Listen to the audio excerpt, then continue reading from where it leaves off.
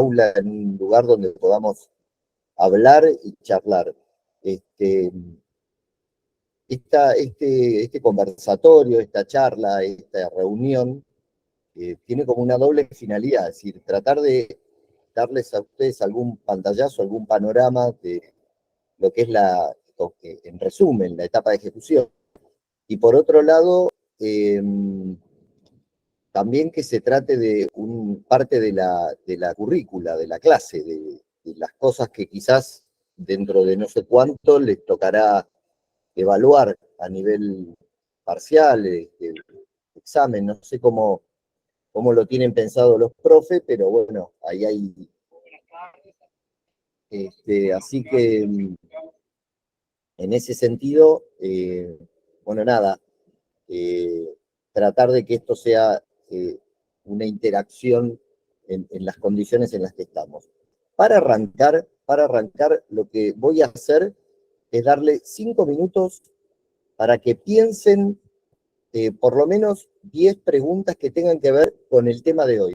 Algunos habrán venido sin preparar nada, otros capaz que les hicieron algo, otros recordarán lo que ya los profes les dijeron de antemano, pero lo que sí necesito son 10 consignas que tengan que ver con la materia de hoy, con el tema de hoy, mejor dicho.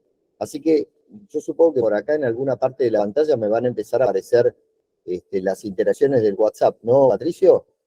Del WhatsApp, no sé cómo se llama esto. Sí, las pueden hacer por el chat. Mensajes.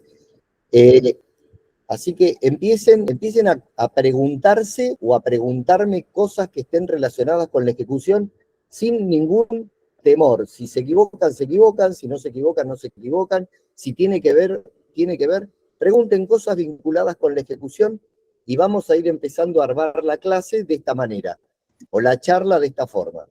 Tienen 5 minutos, así que empiezo a recopilar curiosidades, datos, consultas, dudas.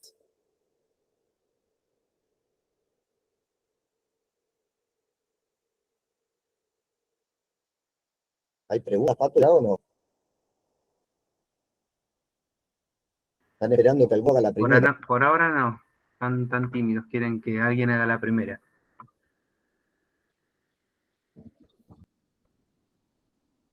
A ver, Leonel Segovia, lo veo por ahí. Valentina Córdoba. Cintia Cardoso.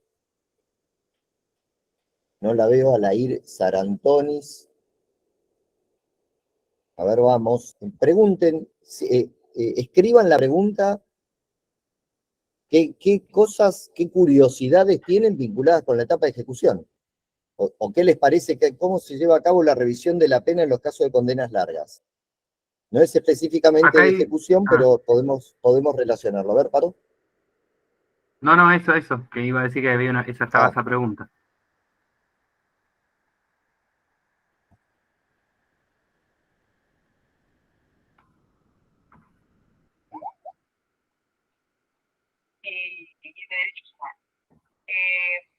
Así como el suicidio.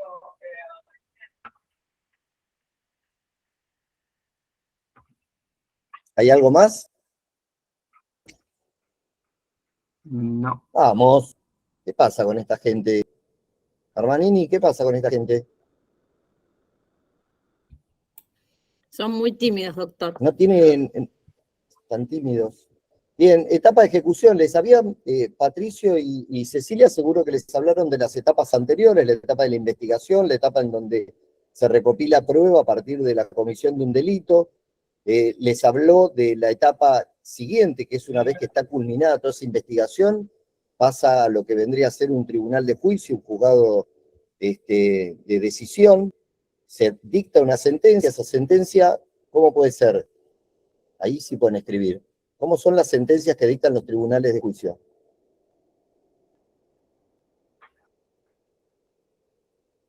Tengo una tentación de decir un nombre. Hay un ¿Cuáles son las montón de medidas de seguridad que se preguntas.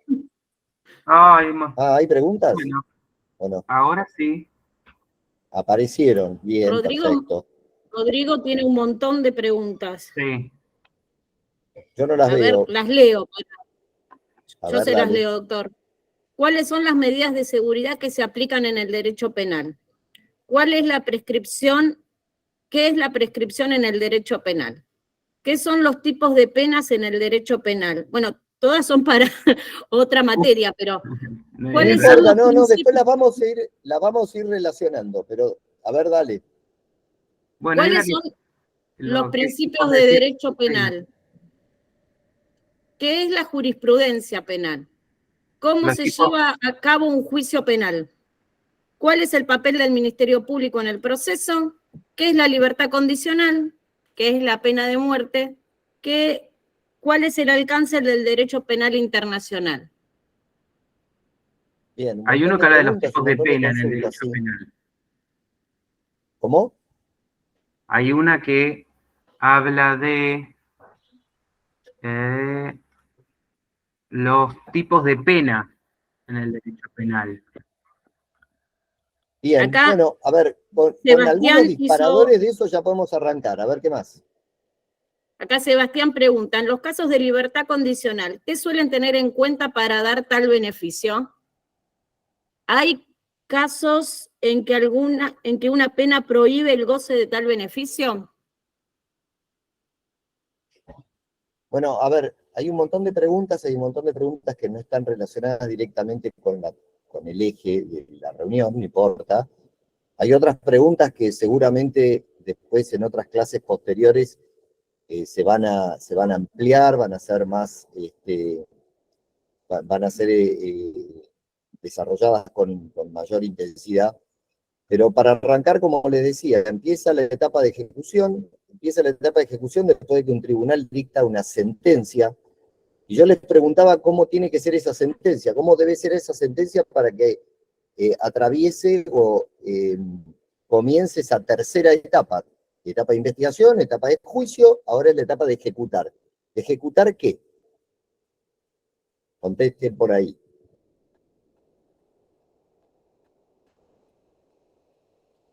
No tengan miedo de equivocarse, de contestar cosas que no son. La pena, sí, la pena es una condena. En la etapa de ejecución se ejecutan condenas en principio. Y ahí vamos a ir empezando a contestar algunas de las consultas que se hacían en ese listado. Se ejecutan condenas. En la etapa de ejecución es muy difícil si les digo que no se ejecutan únicamente condenas. Y ahora les voy a explicar qué tipo de condenas / penas son las que se ejecutan en la etapa en esta etapa. Porque hay una parte de las atribuciones y de las obligaciones que tiene el juez de ejecución, que es también controlar medidas de seguridad. Las medidas de seguridad técnicamente no son condenas, es un proceso en el que se decide la responsabilidad penal de una persona que cometió un hecho criminal, pero técnicamente no es una condena porque la persona es declarada inimputable. De eso se tratan las medidas de seguridad. Cuando una persona que no está en su sano juicio comete un hecho criminal, un delito, y entonces es sometida a la jurisdicción.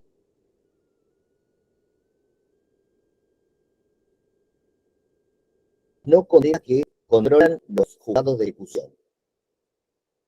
Otra aclaración, parece que fueran aclaraciones complejas, pero no lo son tanto. En el país hay distintas jurisdicciones por parte de la justicia de ejecución penal.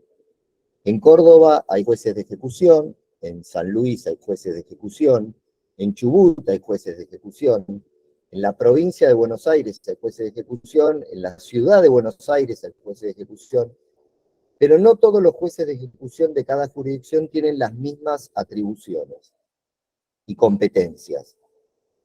Por ejemplo, en la ciudad de Buenos Aires, en Cava, la capital federal, los jueces de ejecución también ejecutan las suspensiones del proceso a prueba.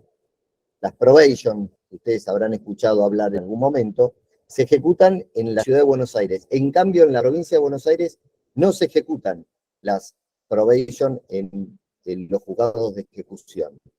Esta es una diferencia, es una pequeña diferencia que hay con distintas jurisdicciones. En Capital Federal sí se ejecutan las probation, en la provincia de Buenos Aires no. En la provincia de Buenos Aires, entonces, se ejecutan prácticamente y únicamente condenas. Ahora, ¿todas las condenas son iguales? Esa es la pregunta. Siguiente, necesito respuestas. ¿Qué diferencias hay o qué diferencias ustedes saben cuáles podrían llegar a ser las distintas condenas que se ejecutan? Penas, ¿cómo pueden ser? Empiecen a desarrollar eso. Pena de cárcel, la primera, ¿sí? La primera, la que más fácil se nos ocurre, pena, dependiendo del delito. Sí, suponiendo que dependa del delito, no importa qué tipo de delito es. ¿Qué tipo de penas? ¿Cómo pueden ser las distintas penas que se les ocurren? Una es de cárcel, pena de prisión se llama eso. ¿Qué otro tipo de pena se les ocurre que hay? Digan, Una rápido, pena de multa. gánenle al compañero. Trabajos comunitarios, muy bien.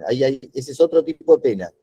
No vamos a la cárcel, se hacen tareas para la comunidad. Otro tipo de pena. ¿Qué pena se les ocurre Ahí que puede Vanessa haber? acotó penas de multas. Penas de multa. Las multas también son una pena. Prisión domiciliaria es otro tipo de pena. O sea, ya empezamos a tener distintas, ¿eh? Uno puede estar en la casa cumpliendo pena, puede estar en la cárcel cumpliendo pena, puede estar haciendo tareas comunitarias cumpliendo pena, puede estar inhabilitado de hacer cosas, ejercer el comercio, ejercer una profesión, manejar, Doctor, inhabilitación, ese es otro tipo de perdón. penas. Las Grisel- multas, sí. Grisel tiene Sí, la mano sí. levantada, Doc. Buenas tardes, señor. Quiero hacer una consulta. Grisel, bueno, Cuando sí, una persona decime, Grisel.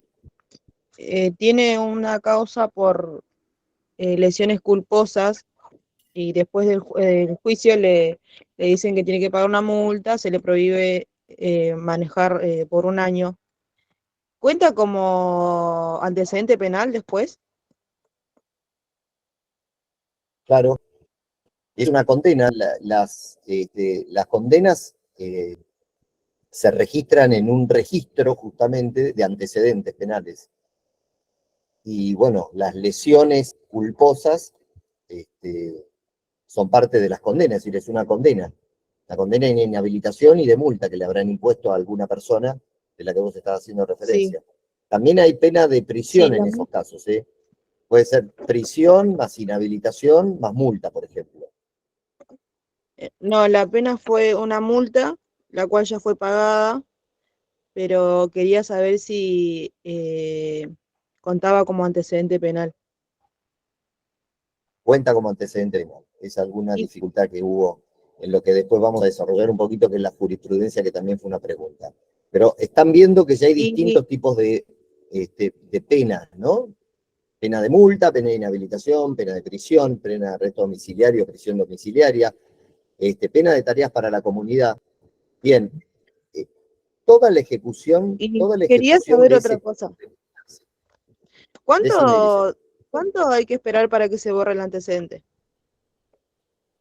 los antecedentes, en el artículo En este 51 caso, es por 10 años que figuran los antecedentes, para que no después, para que caduquen. Una vez que se dicta la sentencia y la sentencia queda firme, hay que esperar 10 años para que el antecedente quede borrado del sistema, digamos, y no se considere. pero no va como a escala, por ejemplo, si un hecho es más grave, tarda más, y si un hecho es menos grave, tarda menos en borrarse. En principio, no, pero podría suceder. Si una pena es de más de 10 años, va a tardar más de 10 años en borrarse el sistema, ¿se entiende? Desde la sentencia, Sí. una condena como la que vos estás describiendo, a los 10 años se vence. Ya no se tiene más en cuenta, no aparece más en los registros. No debería informarlo el registro, como si una persona limpiara el prontuario, ¿se entiende? Sí, muchas gracias. Bien, entonces ahí empezamos a establecer que los jueces de ejecución de la provincia de Buenos Aires actúan sobre algún catálogo o alguna variedad de penas.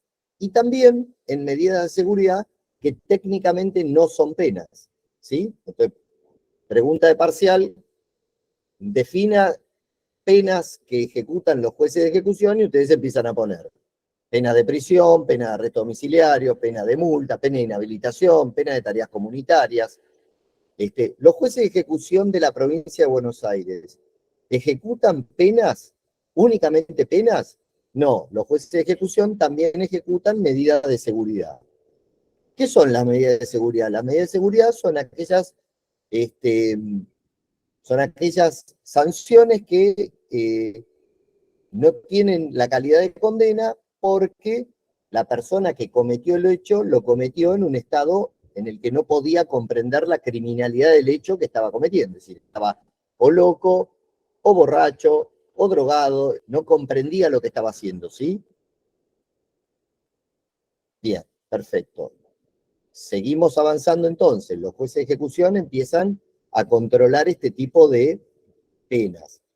Las penas más complejas, claramente, son las penas de efectivo cumplimiento. Las penas de efectivo cumplimiento son las penas de prisión. Bien. Martina, apago la cámara porque está bien, muy bien. Las penas de efectivo cumplimiento son aquellas condenas que el juez tiene que estar controlando que se vayan cumpliendo todas las normas, todos los artículos que la ley de ejecución tiene previsto para esa etapa. El número, ¿ustedes saben el número de la ley de ejecución penal? Que alguno le escriba, si la sabe. La 12.256. ¿La nacional y la provincial? Bien, la ley. Muy bien, hay dos leyes. Perfecto, esa era la siguiente pregunta. La primera ley, entonces, es la 12.256, que es la ley de la provincia de Buenos Aires. Les digo el número de leyes porque prácticamente son las que se suelen usar incluso en el ámbito laboral cuando ustedes empiecen a trabajar ya directamente en sus lugares de trabajo definitivo. Van a hablar de la 12.256 como una ley todo el tiempo. La 12.256, 12.256, la ley de ejecución de la provincia de Buenos Aires. Y después está la ley nacional, que es la 24.660. La ley 24.660 prácticamente no tiene aplicación, en la provincia de Buenos Aires, excepto para cuestiones muy puntuales. Esas cuestiones muy puntuales tienen que ver cuando en la ley de ejecución de la provincia de Buenos Aires hay algún instituto, algo que no se puede aplicar o que es más perjudicial para la persona que está cumpliendo la condena. Entonces, se utiliza la 24.660. Esto fue resuelto por un fallo de la Corte Suprema, no lo vamos a desarrollar porque no tiene sentido, pero la Corte Suprema, que es el órgano más importante que tenemos los jueces, nosotros los jueces cuando tomamos decisiones, en algún punto también fue la consulta, en un momento fue consulta, cómo funciona, hay una cámara que revisa lo que nosotros decidimos, esa cámara, que es una cámara de apelaciones, cuando toma una decisión también puede ser revisada por la Cámara de Casación, la Cámara de Casación cuando toma decisiones también puede ser revisada por la Corte Suprema. Entonces, cuando la Corte Suprema toma una decisión, nosotros los jueces la tenemos que acatar y en principio tenemos que hacer lo que la Corte dice, porque si no estaríamos contradiciendo lo que el máximo tribunal nos está diciendo que hay que hacer. Bien, la Corte en algún momento dijo que la 24.660 es una ley que complementa la 12.256, que es la ley de ejecución de la provincia de Buenos Aires, pero únicamente cuando puede beneficiar a la persona que está haciendo, cuando se le está ejecutando la condena. Dicho esto, entonces, la 12.256 va a ser la base con la que nos vamos a ir moviendo. Cuando una persona ingresa a la supervisión de un juzgado de ejecución, inmediatamente lo que se hace en el juzgado es establecer algo que es fundamental y es indicarle al servicio penitenciario que nos envíe lo que para nosotros es el primer acto administrativo importante que tiene el servicio penitenciario con el juzgado. Acto administrativo del servicio penitenciario. Anoten esto. El acto administrativo del servicio penitenciario inicial que tiene el servicio penitenciario para con el juzgado es el programa de tratamiento. ¿Alguien sabe lo que es el programa de tratamiento? Habilítense el microfonito y lo dicen. ¿O qué se les ocurre que puede ser el programa de tratamiento? ¿El que se le debe dar a cada interno? ¿Sí? El que se le debe dar a cada interno. ¿Pero de qué se trata eso? A alguien que se le ocurra decir en qué puede estar basado un programa de tratamiento. Ya Grisel dijo el que se le da a cada interno, con lo cual es un programa de tratamiento individual para esa persona. No va a ser un programa de tratamiento para todos igual. Cada persona va a necesitar un programa de tratamiento distinto. Bien. ¿En qué consta? ¿De qué se les ocurre que puede constar ese programa de tratamiento? Según las circunstancias de vida de cada individuo. Bien. Y entonces, ¿de qué va a constar? ¿Qué se les ocurre? Serían como intervenciones o actividades que se diseñan para abordar las necesidades o problemas que tengan los individuos. Bien, O sea, los internos. implementa actividades, dijiste. Bueno, escríbanme 2 o 3 o 4 o 5 actividades que se les ocurre que pueden ser importantes para que intervengan en la vida de las personas que están privadas de la libertad.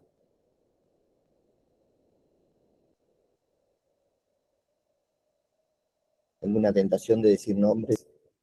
Lucas, Valentina, Candela. Acá en el chat, doctor, hay dos mensajes, uno de Sí. Rocío que dice que es para la reinserción social y Rodrigo dice que el objetivo del programa de tratamiento es ayudar al paciente a comprender su problema, desarrollar estrategias para manejar sus comportamientos problemáticos, aprender habilidades para evitar situaciones de riesgo, mejorar su bienestar mental y emocional y lograr una recuperación sostenible.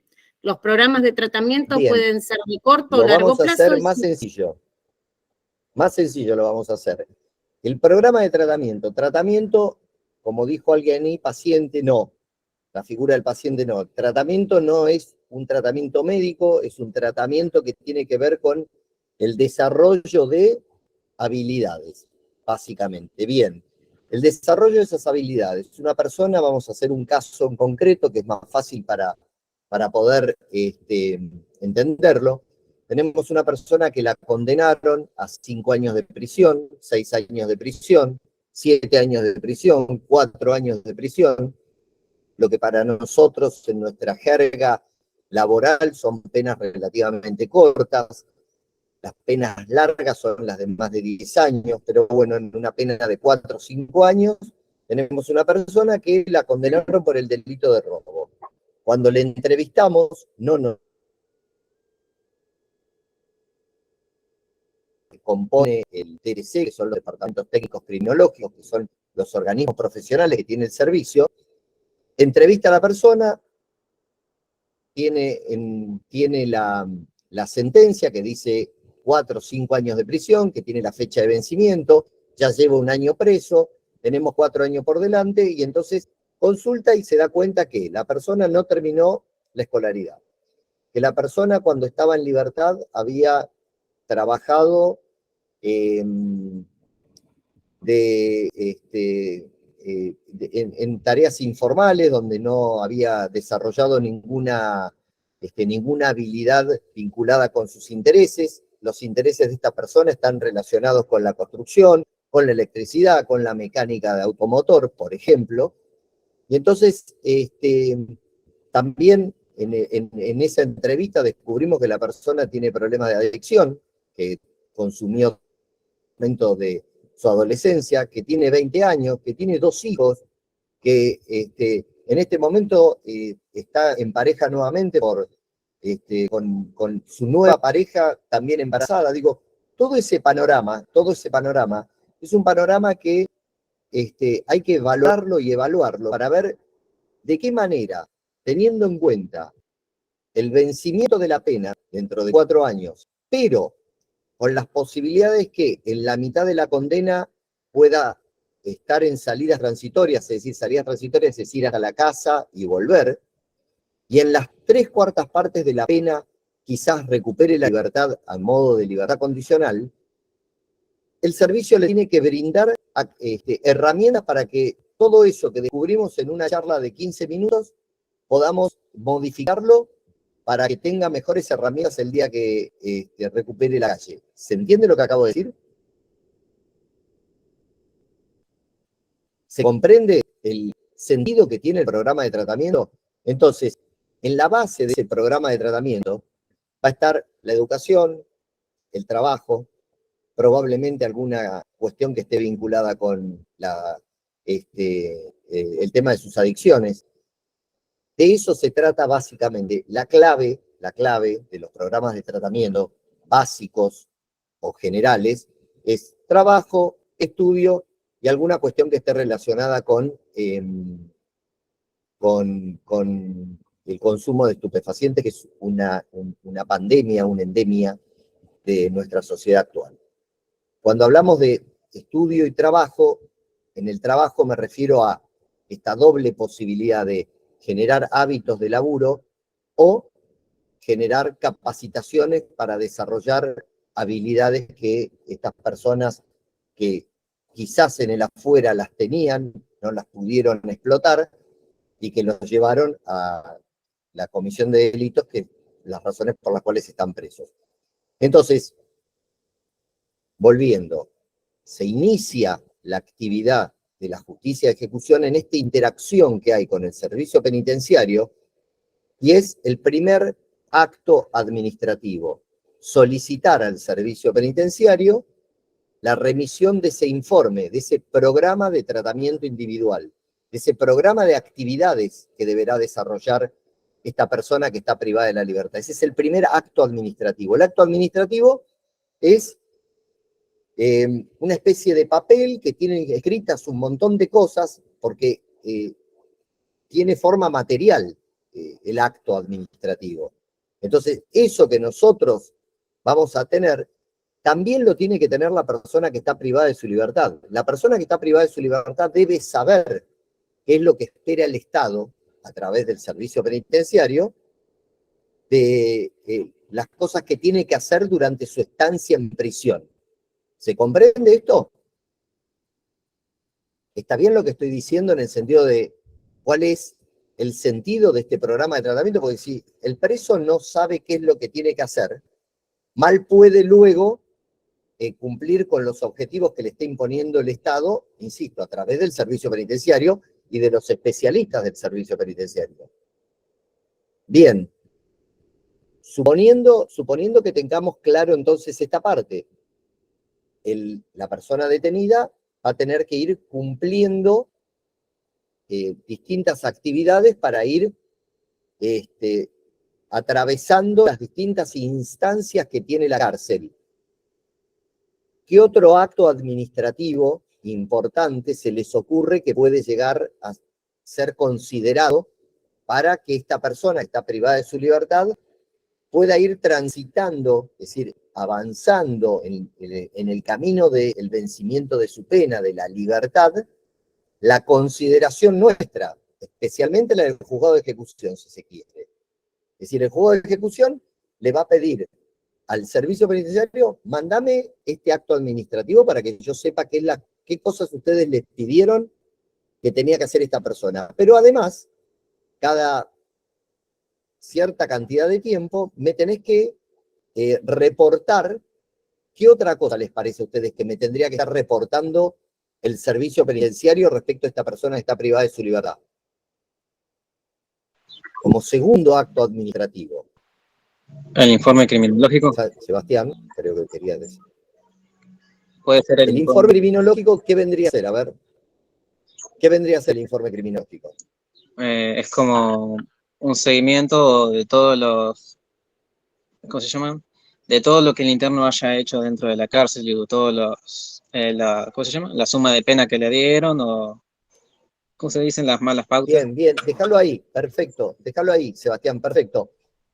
A ver, el seguimiento de estos objetivos. primer acto jurisdiccional, objetivos, propuesta de tratamiento, objetivos. Segundo acto jurisdiccional, como dice Sebastián, es el seguimiento de estos objetivos. El seguimiento de estos objetivos se hace cada 6 meses.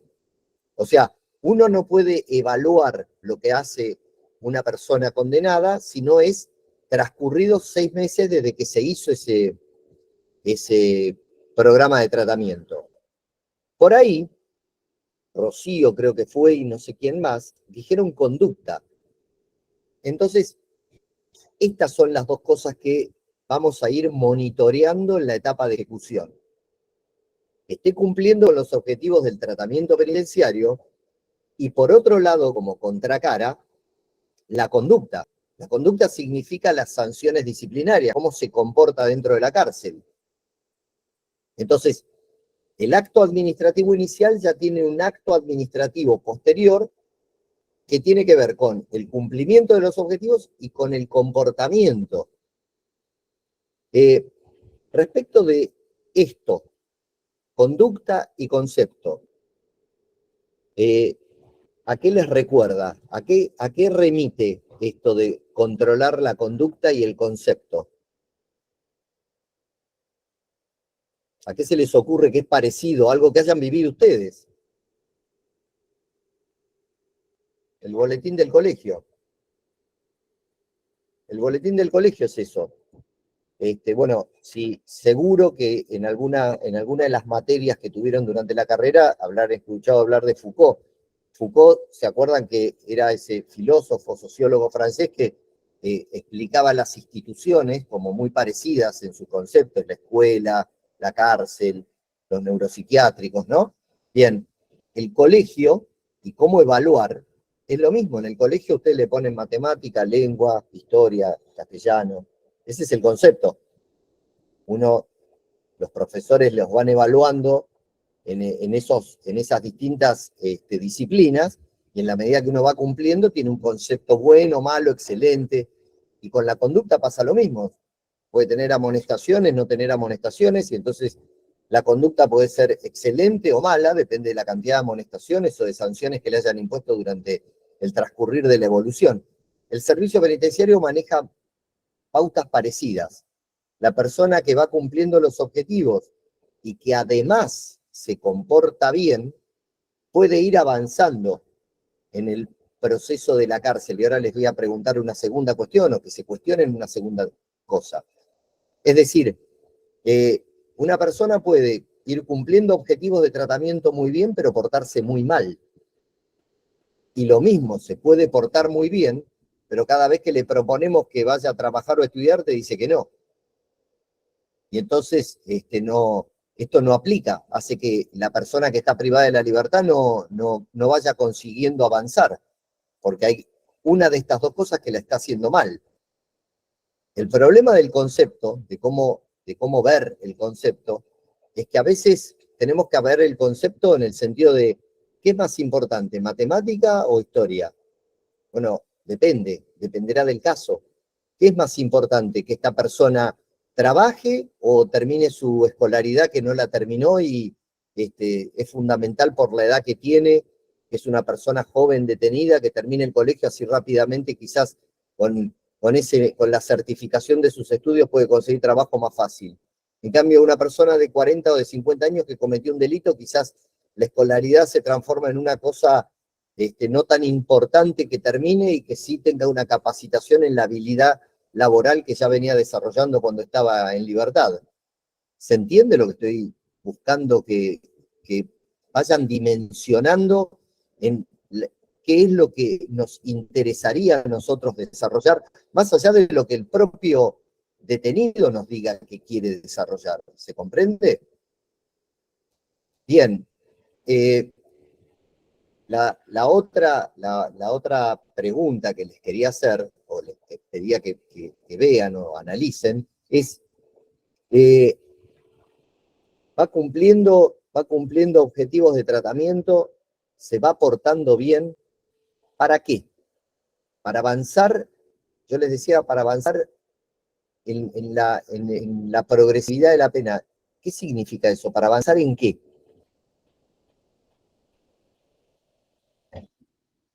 Ángeles, Lautaro, Candela, Valeria, Cintia, que La tiene una cara pregunta de es, boluda. ¿cuál es la progresividad de la pena? No la entendí.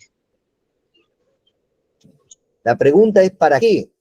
¿Para qué a la persona que está privada de la libertad le interesaría ir avanzando en el cumplimiento de estos objetivos del tratamiento y en el comportarse correctamente dentro de la cárcel? Digo, ¿qué Para que sea sentido la pena tendría? menor. Para reducir la pena. Para, Eso es para Valeria, poder para hacer que un cambio reciba de... beneficios. está bien, ahora me gusta, ahora se empezó a picar, empezaron como a activarse. También, Pues vamos a también dejarla a puede Valeria, vamos a cambiar dejarla que la quiero escuchar a Valeria. Vos, Sebastián, ya te escuché un par de veces, vamos a dejarla a Valeria. A ver, decime, Valeria. Como dijo el compañero también, para que le puedan dar, para que se pueda trasladar a otra unidad o que pueda pedir, o sea, que le den ese permiso también, ¿Qué más? aparte A un de, régimen más avanzado. ¿Cómo, Grisel? Yo creo que quiere decir que se traslade a otro régimen. Si está en un régimen cerrado, que vaya a un régimen semiabierto. Está bien, Sí, perfecto. en general ¿Y para qué su quiere decir adecuada eso? A ver, reinserción social. espérame, Lautaro, espera. No entendí, para avanzar en un régimen semiabierto, dijiste, Grisel. ¿Qué quiere decir eso? Que estaría progresando con la etapa de su pena. Porque los que están en los regímenes cerrados son los internos que por ahí son los más conflictivos o no pueden, no están en condiciones como de, no sé cómo explicarlo, Está bien, pero o para que le den la salida transitoria. muy claro, bien. A también ver, eso. Lautaro, decime. Yo opino que es para su adecuada reinserción social, que tenga ya como objetivo cambiar. Bien, ese es el final del objetivo, del fin de la ejecución de la pena, que es la reinserción social de la persona que está privada de la libertad. Es decir, reinserción en el sentido de volver a insertarse en la comunidad, quizás en mejores condiciones o con más herramientas de las que tenía cuando entró a la cárcel. Por eso se trata de darles estas herramientas dentro del tiempo que van a estar privados de su libertad, porque si, por ejemplo, no había terminado la escolaridad, parte de un objetivo sería rápidamente decir que termine el colegio, que aproveche que está preso para estudiar, y entonces puede terminar el colegio. Cuando sale del colegio ya sale con un título. Da la sensación de que eso es como obvio. Bueno, sí puede ser obvio, pero hay que implementarlo, hay que ponerlo en práctica. Y yo les decía, entonces, ¿para qué? ¿Para que cuando salga de la cárcel tenga una herramienta? Sí, sí, ese es el objetivo final, como dijo Lautaro, para su reinserción social final. Pero, la reinserción social, como regla, ¿sí? Cuando yo digo como regla, quiere decir que las reglas, como ustedes saben, tienen excepciones. Y eso lo voy a contestar después a partir también de un disparador del inicio. Entonces, como regla, la reinserción social, ¿cómo se consigue? La reinserción social, en principio, se consigue transitando distintas etapas durante el cumplimiento de la pena que tiene que ver con ir avanzando en los distintos regímenes, como dijo Grisel. Hay 3 tipos de regímenes: régimen cerrado, régimen semiabierto y régimen abierto. Esto ya lo saben. Bien. Se supone que cuando uno está en un régimen abierto es porque ya consiguió un nivel de confianza que es el de prácticamente estar afuera, en la calle. Evidentemente, quien logró un régimen abierto es aquella persona que fue cumpliendo con esos objetivos de tratamiento inicial que dijimos. Es decir, es aquella persona que ya transitó tanta cantidad de tiempo o cierta cantidad de tiempo cumpliendo objetivos que le fue imponiendo el servicio penitenciario. Y en la otra columna se fue comportando de manera adecuada, es decir, no tiene sanciones disciplinarias, es decir, se maneja interactuando con los compañeros sin violencia, está en una actitud colaborativa, bueno, todo eso que nosotros sabemos y que significa no generar inconvenientes en la convivencia, es el otro equilibrio dentro del cumplimiento de objetivos del tratamiento. Entonces, por un lado, lo que va a conseguir aquel que cumpla con los objetivos del tratamiento es mejorar su calidad de alojamiento. ¿Sí? Mejora la calidad de alojamiento. Quien cumple va a ir avanzando, es decir, va a ir yendo a unidades que tienen menos restricciones, que tienen más libertades, que tienen dispositivos que están preparados para que las personas no tengan tantos controles físicos, tantos monitores con los celadores, con los vigilantes, y en cambio aquel que no lo hace se va quedando, como decía Grisela hace un rato, en las cárceles más cerradas, en las cárceles de menos libertades. Entonces, el sentido de la progresividad es doble. Como decía Lautaro, con el fin de la reinserción al final del camino. Pero en el transcurrir del camino tiene un doble sentido. Ir mejorando la calidad del alojamiento, mejora, cuando cumple, mejora la calidad del alojamiento, está en lugares que están más cerca de sus familias, por ejemplo, entonces las familias lo pueden ir a visitar más veces, no está en Sierra Chica. Si es de Varela, está en Varela, si es de La Plata, está en La Plata, si es de San Martín, está en San Martín, no está en Sierra Chica. En Sierra Chica está la cárcel de régimen cerrado. En cambio, más cerca tiene una cárcel semiabierto, puede estar en mejores condiciones, se supone. Tiene un régimen de casitas, estas cosas las van a ir viendo ustedes en la medida que además después vayan haciendo sus prácticas en los distintos penales. Y el segundo motivo que tiene el cumplir con los objetivos de tratamiento es lo que decía, creo que Valeria, es el tener la chance de acceder a los distintos institutos liberatorios, salidas transitorias, libertad asistida, libertad condicional. Entonces quiere decir que salidas educativas, salidas laborales, quiere decir que la persona que va cumpliendo los objetivos de tratamiento, personas que van cumpliendo, mejoran su calidad de alojamiento, y además de mejorar su calidad de alojamiento, les empiezan a aparecer chances de egresar de manera anticipada al medio libre de a poco.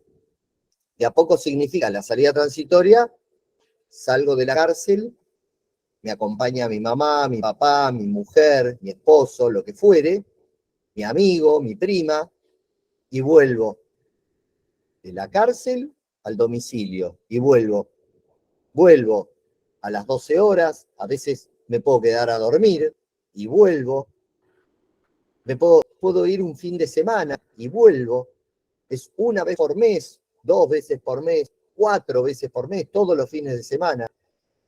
Después de transcurrido un tiempo, si esto se hace de manera periódica y bien, cuando se cumple el periodo para poder acceder a un instituto liberatorio, hay muchas más chances de que se le conceda la libertad. ¿Se entiende? Entonces, mejoramos la calidad de alojamiento, que además nos va a traer como segunda consecuencia la chance de ir consiguiendo institutos liberatorios, que en definitiva al final del cuento es lo que decía Lautaro, con el único objetivo de la reinserción social, que es que para cuando salga, esta persona salga con mejores o más herramientas que las que tenía cuando entró. Esto no siempre es así. Yo lo que les estoy explicando es parte de lo que la teoría debería suceder.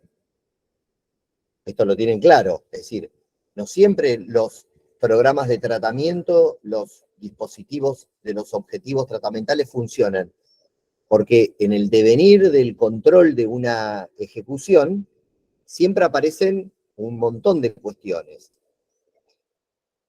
Yo en algún momento les dije que teníamos dos columnas, la de la conducta y la del concepto. Teníamos, por ejemplo, como el caso, una persona que con concepto venía fenómeno, estaba trabajando, estudiaba, hacía todo lo que le veníamos diciendo que tenía que hacer y lo venía cumpliendo. Pero resulta que tampoco es una persona que tiene un carácter tan dócil. Y cada vez que lo miran cruzado se agarra trompada, con lo cual de que tenga buena conducta. Y si tiene mala conducta, empieza a tener dificultades de convivencia dentro de la cárcel.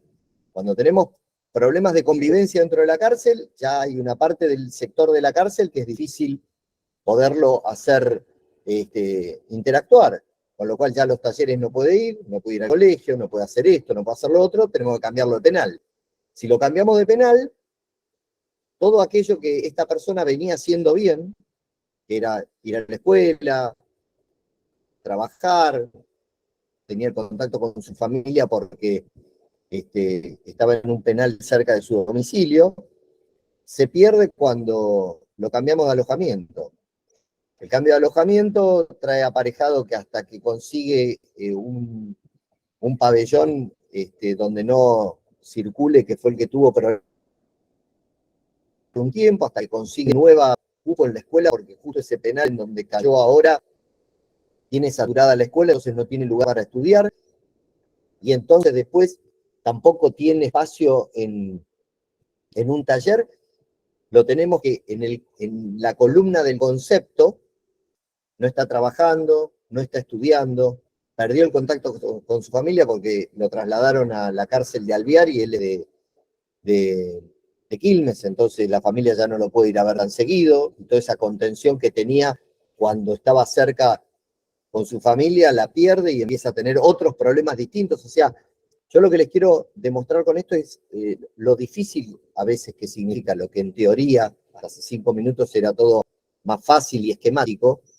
En la realidad, en los hechos de la realidad cotidiana, se complejizan a niveles en donde, bueno, las cárceles, todos sabemos, están superpobladas, entonces esa superpoblación o sobrepoblación impide también que todas las personas que quieren trabajar o todas las personas que quieren estudiar o todas las personas que quieren desarrollar ciertas actividades las puedan desarrollar.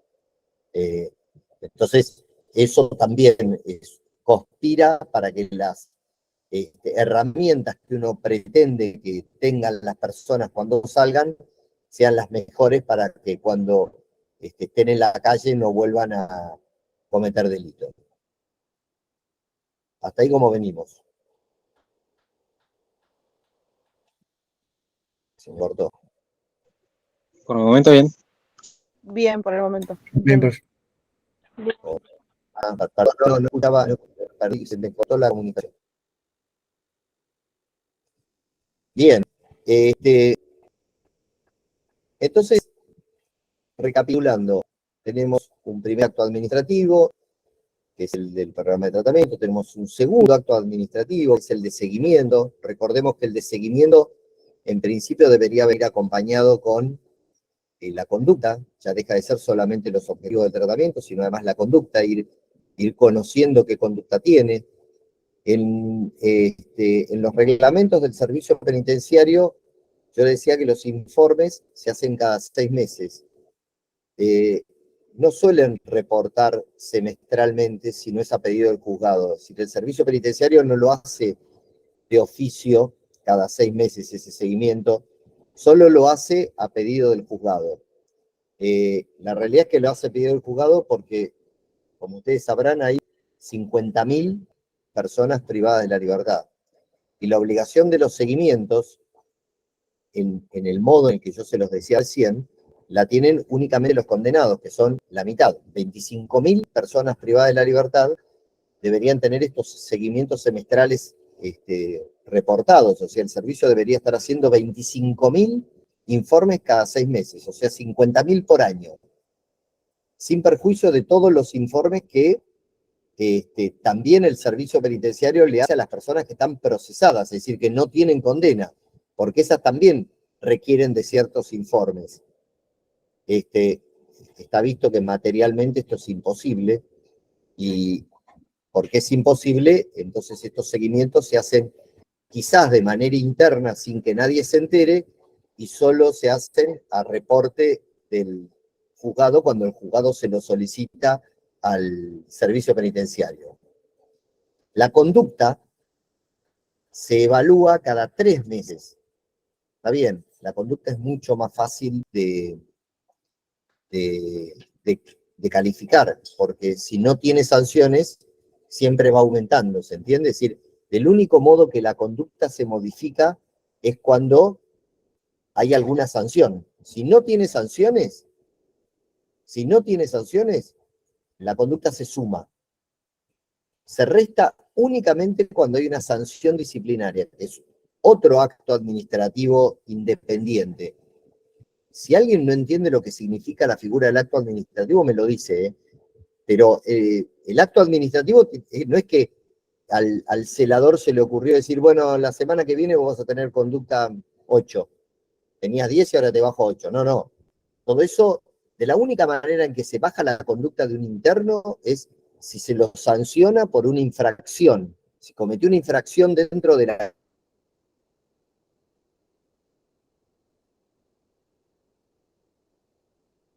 cárcel. Y para eso hay todo un procedimiento, hay un catálogo de infracciones. Y eso sucede cada 3 meses. Si durante ese trimestre no lo sancionaron, mejora su conducta. Si ya tiene conducta 10, mantiene la conducta 10.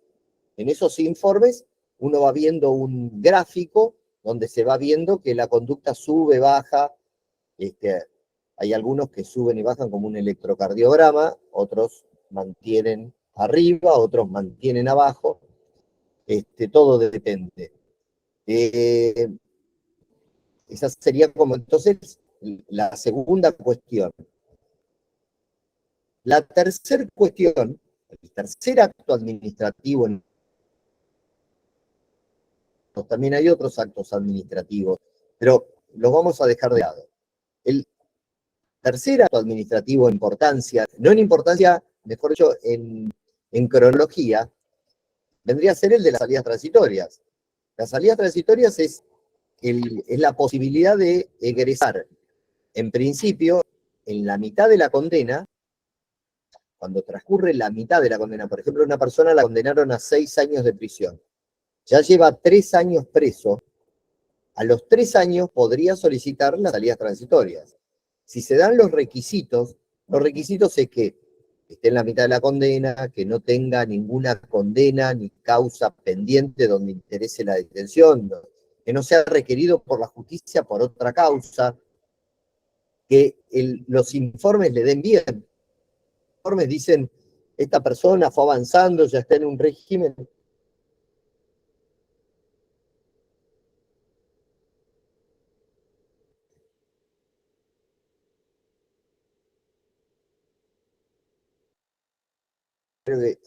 Era Valeria la que lo decía, en un régimen, o Grisel, en un régimen semiabierto o en un régimen abierto. Los regímenes semiabierto amplios.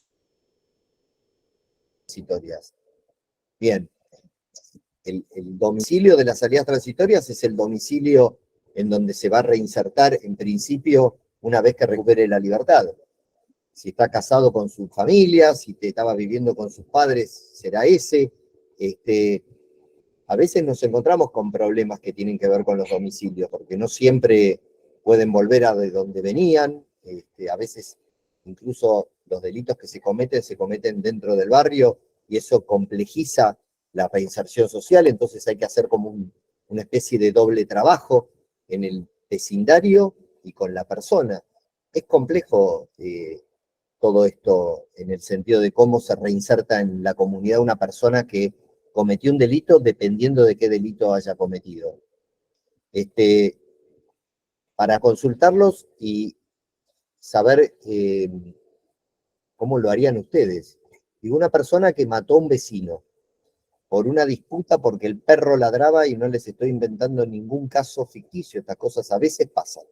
El perro ladraba mucho, la música estaba muy fuerte, el vecino ya tenía problemas de antes con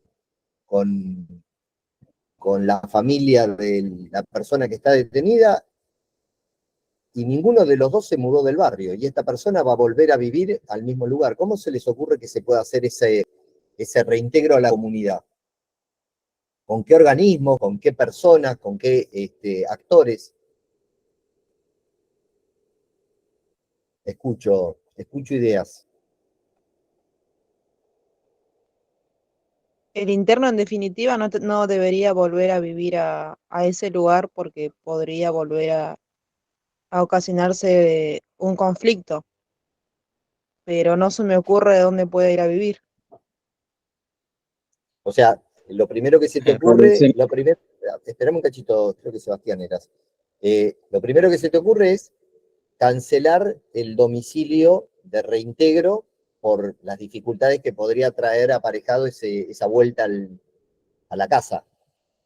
Eso como primera cuestión, es decir, cancelamos esto. Ahora, ¿cómo lo resolvemos? Es la parte que podríamos pensar. ¿Alguno que tenga alguna idea? Permiso, señor.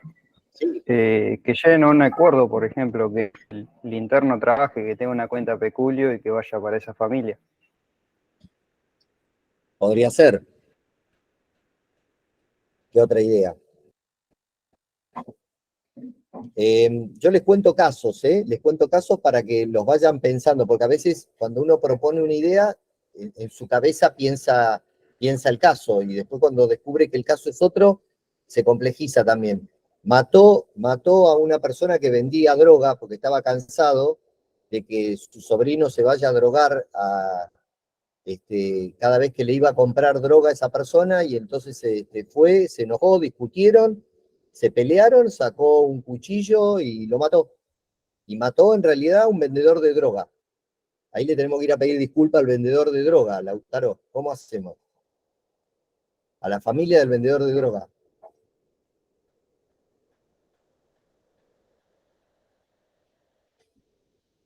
Yo cuando les hablo de complejidades, son realmente situaciones complejas, porque nosotros en el juzgado de ejecución lo que tenemos es prácticamente un 95%, entre un 90 y un 95% de delitos que se cometen en la jurisdicción. Son delitos que prácticamente se cometen dentro del mismo ámbito donde una persona vive. Es decir, acá no estamos con un vecino de Florencio Varela que comete un delito en la capital federal. No estamos con un vecino de Berazategui que comete un delito en La Plata. Estamos con un vecino de Quilmes que comete un delito en Quilmes. Estamos con un vecino de Florencio Varela que comete un delito en Florencio Varela, incluso en su propio barrio.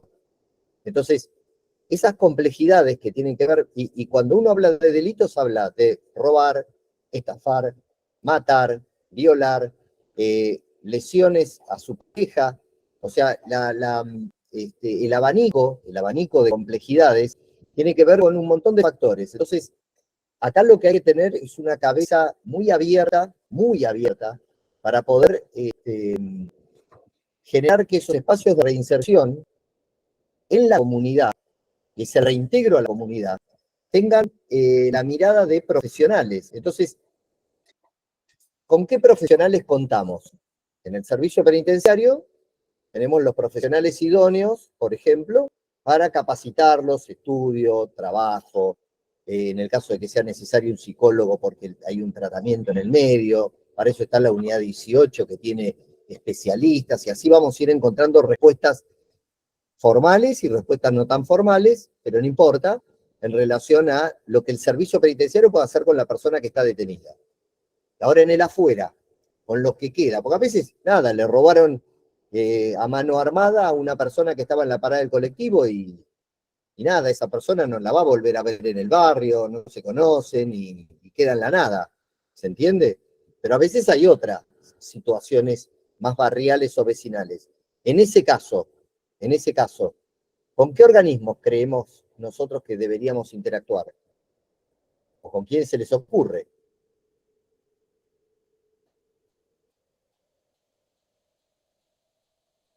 Que hayan escuchado, ¿Hacia qué por lo caso? menos. Disculpe. ¿Cómo? ¿Hacia qué casos? la interacción, ¿qué organismos se les ocurre que deberían intervenir con las personas que resultan víctimas y están en el afuera, o son familiares y están en el afuera? Es decir, ¿a quién recurrimos? Porque uno se cree que únicamente trabajando con el interno detenido cumplimos con la manda de la reinserción social. Y no siempre es así. A ver, la persona que está detenida violó a un chiquitito del barrio. Le prendió en fuego la casa, a la familia de la persona que violó la echaron del barrio, la familia de quien resultó el autor de los hechos también se transformó en víctima, porque ellos no habían hecho nada, sin embargo, por ser familiares, se transformaron en víctimas del barrio, porque el barrio ya los expulsa de la comunidad por lo que había hecho esta otra persona. Se va entendiendo, digo, ¿con qué organismos uno cuenta para trabajar con los que están en el afuera? Por ahí escribieron recién Patronato de Liberados. Ese es un organismo. Ese es un organismo, es el organismo especializado, es el servicio penitenciario en el afuera, digamos. Servicio penitenciario por un lado y Patronato de Liberados por el otro. Sepamos que el Patronato de Liberados tiene como eje el mismo eje que tiene el servicio, trabajar con la persona que cometió el delito. Para poder mejorar nuestros niveles de intervención, tenemos que estar pensando también que los municipios son un espacio muy importante y necesario para que se puedan concretar estos fines de reinserción de la mejor manera, porque las víctimas también tienen una participación clave en todo esto. Y las víctimas como espacios, creo que fuiste vos, Lautaro, que también habló de esos espacios de restauración o de perdón o de acercamiento para que las partes puedan, entenderse en otro lugar. Ya la cuestión tuvo un resultado, ese resultado trajo aparejadas consecuencias a dos partes, a una que está detenida y a la otra que o resultó lastimada, o resultó fallecida, o resultó lo que haya resuelto, pero si se pueden generar esos espacios de restauración o de perdón, si se quiere, mejoran ostensiblemente la calidad de vida de aquellos que intervinieron en el conflicto y viven y deberán seguir viviendo en ese espacio tan conflictivo, pese a lo que uno cree, porque la vida es así, es decir, se volverán a cruzar con aquel en el barrio, en el almacén y en la parada del colectivo, porque es así, no hay otra alternativa diferente a eso. Yo estoy viendo que ya son las 5:15 y me quedaron algunas cosas, varias cosas pendientes.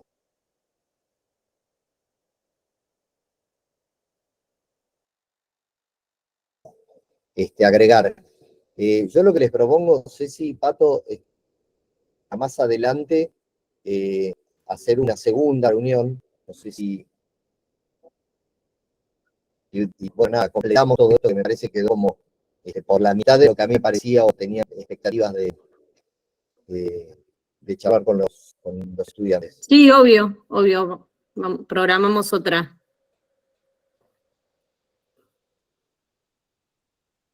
Bueno, yo los despido a todos, no sé si resultó aburrido, interesante o qué, pero bueno, nada, les agradezco que hayan participado, aquellos que participaron. Entendieron que la lógica es esta, es decir, participar significa dudar, hablar, interactuar, a veces de manera intuitiva y a veces con algún concepto. Entendí también que hay varios que han hecho aportes sin la presencia, escribiendo con bastante sentido común, así que está bueno eso. Lindo grupo en todo caso será como curso, y bueno, ya seguramente nos encontraremos en los pasillos de alguna unidad el día de mañana. Y les va a hacer alguna que otra pregunta, como cuántas leyes de ejecución hay. Exactamente, ¿cuántas leyes de ejecución tiene se pueden aplicar en la provincia de Buenos Aires? Que es la que le pregunto siempre a todo ex alumno que veo dando vueltas por ahí. Bueno, gracias, Doc, por esta intervención. Al resto les cuento que durante el transcurso de esta semana vamos a subir un pequeño apunte respecto de la clase. Esta clase queda grabada y también se les va a subir una pequeña actividad, que también van a tener una semana para hacerla como siempre. ¿Dudas? ¿Preguntas? Por el momento no, señor. Patricio, no sé si estás por ahí, porque no te Sí, veo. estoy. No sé si vos querés comentar algo. No, simplemente decirles que íbamos a empezar ya la clase que viene con el tema de los regímenes. Es verdad. Vamos a ver el régimen cerrado, el régimen semiabierto y el régimen abierto, que algo de eso ya habló el doctor Merlini recién. Lo vamos a ver más en profundidad las clases que vienen, ¿sí? Creo que nada más. Si hay alguno que tiene alguna pregunta en particular, también la puede hacer por el campus. Vi que algunos mandaron algún mensaje, los voy contestando. No sé si Y yo les hago una consulta porque me llegó una consulta a mí también. ¿Todos pudieron acceder al material de la clase pasada, al de principios rectores? ¿Todos pudieron abrir bien los archivos? Sí, señora. Sí. Ok. Listo, entonces fue un tema puntual de esta persona y nada más. Me quería quedar tranquila con esta. La próxima clase probablemente no, seguramente es asincrónica, así que voy a subir el material, que va a ser una clase sobre derechos de las personas privadas de libertad y las reglas mínimas, o las reglas Mandelas, como se las conoce, y ya nosotros nos veremos dentro de unos 15 días con la clase de regímenes. ¿Sí? Bueno, profe. Así que bueno, los despido. Gracias por venir a los de la comisión de las 18, que sé que deberían haber interrumpido alguna que otra actividad para poder conectarse a esta hora, así que les agradecemos mucho y nos vemos la próxima. Nos vemos, profe. Hasta luego, profe. Un gusto.